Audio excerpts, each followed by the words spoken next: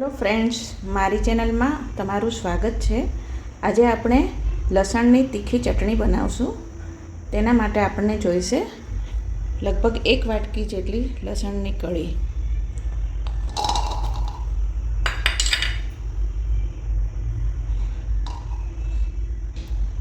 ત્યારબાદ એમાં મીઠું નાખવાનું, 2 ચમચી જેટલું મીઠું,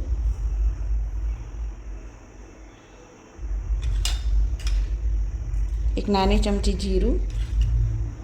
હવે આને આવી રીતના પહેલાં ક્રશ કરી લેશું। હવે આપણે એને ક્રશ કરી લઈશું।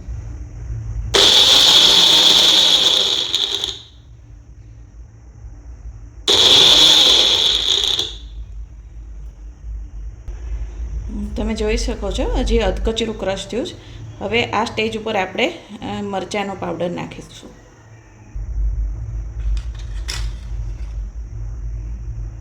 लगभग 1 मोटी चमची जेटलू पाउडर नाखी देवानुं। त्यारबाद तेमां थोड़ी हींग नाखशुं, अर्धी चमची जेटली हींग नाखशुं अने थोड़ुं पाणी नाखशुं।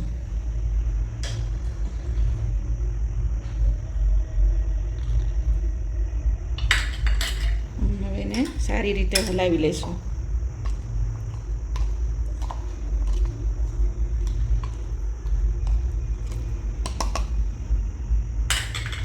હવે પાછું એકવાર મિક્સરમાં પલ્સ મોડ ઉપર એને ફેરવવાનું। તમે જોઈ શકો છો આપણી ચટણી ખૂબ સરસ વટાઈ ગઈ છે મિક્સરમાં। થોડું ઘણું લસણ આખું પાખું રહે એવી રીતના વાટવાની। હવે આપણે એને સરસ બાઉલમાં કાઢી લઈશું।